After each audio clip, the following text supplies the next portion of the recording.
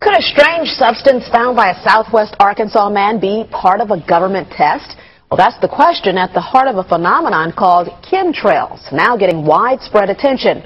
Well, tonight, KSLA News 12 investigation reporter Jeff Farrell shows us the results of testing we had done about what's in our skies. It seemed like some mornings it was just crisscrossing the whole sky. It was just like a giant checkerboard. Bill Nichols snapped several photos of the strange clouds from his home in Stamps, Arkansas. They begin as normal contrails from a jet engine, but do not fade away like a normal contrail. Soon after, he saw particles in the air. You know, because we'd see it drop to the ground in a haze. Nichols then noticed the material collecting on the ground. This is water and stuff that I collected in bowls. I had it set out in my backyard on my dad's pickup truck. KSLA News 12 had the sample tested at a lab. The results? A high level of barium, 6.8 parts per million, more than 3 times the toxic level set by the EPA.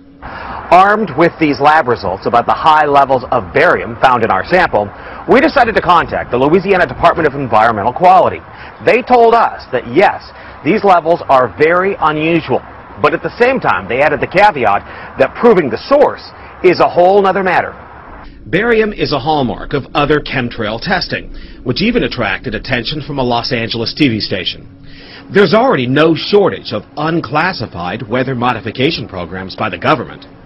But those who fear chemtrails could be secret biological or chemical testing on the public point to the 1977 Senate hearings in particular, which confirmed 239 populated areas had been contaminated with biological agents between 1949 and 1969.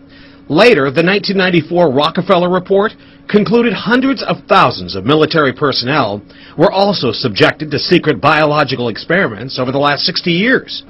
But could secret testing be underway yet again?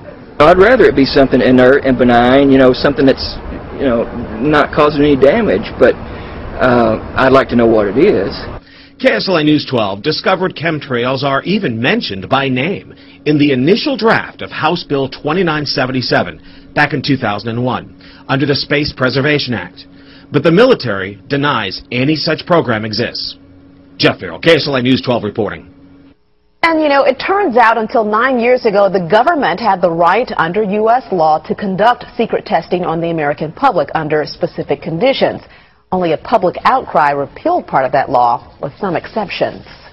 Now, Jeff's report mentioned high levels of barium linked to those alleged chemtrails. We wanted to find out exactly what effects barium has on the body.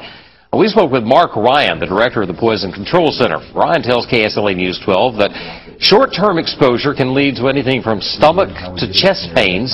Long-term exposure causes blood pressure problems. Ryan addressed concerns by chemtrail researchers that barium could be meant to wear down a person's immune system.